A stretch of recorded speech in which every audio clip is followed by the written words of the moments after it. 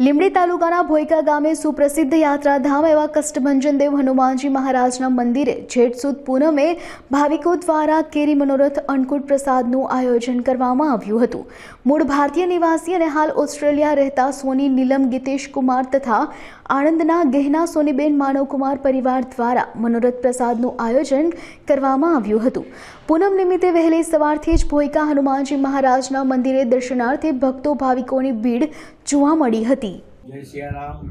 આજે જેઠ સુદ પૂનમ દાદાનો મનોરથ કર્યો, વર્ષો વર્ષ કરવી છે। હરિભક્તો બધા લાભ લે અને બહુ ખૂબ જ પ્રતાપે હનુમાનજી મહારાજ પ્રસાદના ગોપાલ સ્વામી દ્વારા પધરાયેલ આવા ભોયકા ગામ લીંબડી તાલુકાનું લીંબડીથી 10 કિલોમીટર દૂર ભોયકા ગામ આવા પ્રતાપે હનુમાનજી તો સર્વ હરિભક્તોએ ખૂબ લાભ લીધો આ દર્શનનો।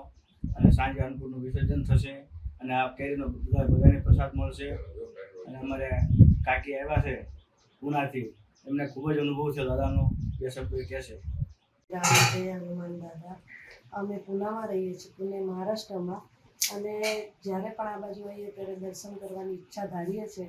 અમે આના પહેલાં પણ આજે આવ્યા હતા ત્યારે મારા હસબન્ડે બહુ મનથી ઈચ્છા ધારી હતી કે આપણે ચાલતા ચાલતા જઈશું દર્શન કરવા દાદાના।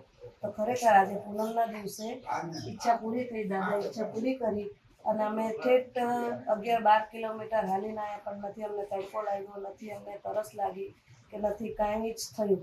અને આ દાદા આગળ અમે જે પણ પ્રાર્થના કરીએ છીએ ને દાદા અમારી પ્રાર્થના પૂરી કરે છે। દાદા તાકાતવર એટલા છે, બળવાન એટલા છે, આપણી બધી તકલીફ દૂર કરી દે છે। અને ખરેખર આજે હાલીને આવ્યા ને એવા ભગવાન દાદા અમને હર વખતે અમને હાલીને લાવે અને અમારા કુટુંબ પર બસ એમની કૃપા રહે। અને કૃપા છે, એટલી કૃપા છે ને કે અમને ખરેખર એમ થાય છે કે રોજ જ દર્શન કરવા આવીએ, તો બહુ જ સારું લાગ્યું। અને આજે આ કેરીના મનોરથ જે થયા છે એ દર વર્ષે થાય છે અને દર વર્ષે અમે ઈચ્છા કરીએ છીએ કે આવીએ, પણ અમે પૂના રહીએ છીએ એટલે આવી શકતા નથી।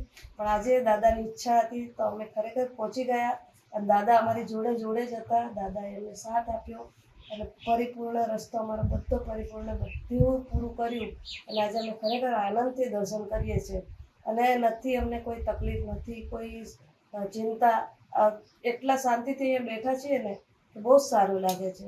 જય હનુમાન દાદા, જય દાદા।